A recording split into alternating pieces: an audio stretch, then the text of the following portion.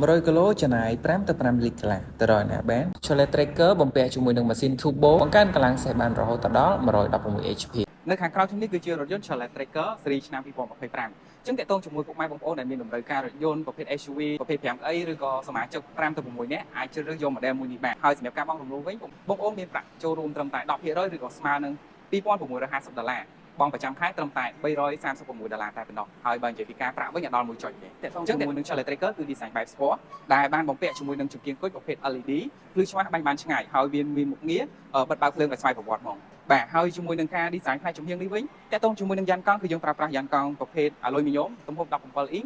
បំពាក់ជាមួយនឹងប្រព័ន្ធវាស់ស្ពាយខ្យល់កង់ TPMS ទាំង4កង់តែម្ដងបាទហើយបើនិយាយពីផ្នែកខាងក្រោយវិញតកតងជាមួយនឹងការ design stop នេះវិញគឺប្រភេទ LED ភ្លឺច្បាស់ហើយអត់ចាំងភ្នែកទេហើយបន្ថែមពីហ្នឹង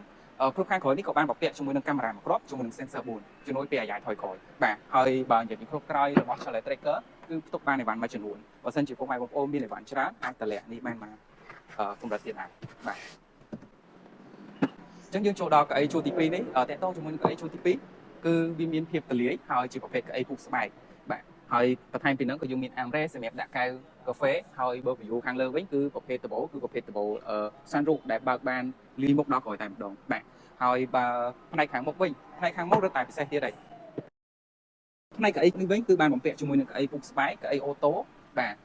អញ្ចឹងយើងអាចសេរីបានរហូតដល់4កម្រិតទៅមុខទៅក្រោយឡើងលើចុះក្រោមហើយបន្ថែមពីហ្នឹងតកតងនឹងដៃចង្កូតគឺយើងប្រើជាប្រភេទចង្កូតអេឡិចត្រូនិកតឹងធូរតាមល្បឿនយើងបើកយឺតចង្កូតធូរយើងបើកយឺតចង្កូតតឹងអមជាមួយនឹង touch screen 8អ៊ីងយើងអាចភ្ជាប់ជាមួយនឹង Apple CarPlay ឬ Microsoft ខ្មែរបាន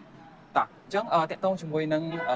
LAN យើងទទួលបានប៉ុណ្ណឹងអញ្ចឹងតកតងជាមួយពុកម៉ែបងប្អូនដែលមានបំណងចង់ទិញរថយន្តដែលមានតម្លៃសមរម្យហើយធ្វើការបង់រំលោភខ្លះក៏បានអាចកលេចមើលរថយន្ត Cholet Tracker បានអញ្ចឹងសម្រាប់ពុកម៉ែបងប្អូនមានប្រាក់ចូលរួមត្រឹមតែ10%ឬក៏$2650អាចធ្វើការរំលោភបានហើយបង់ប្រចាំខែ$336តកតងជាមួយនឹងព័ត៌មានលម្អិតបន្ថែមអាចតំណែងមកខ្ញុំបាទផ្ទាល់បានខ្ញុំបាទហើយសូមអរគុណសូមជម្រាបលាជួបគ្នានៅវីដេអូក្រោយ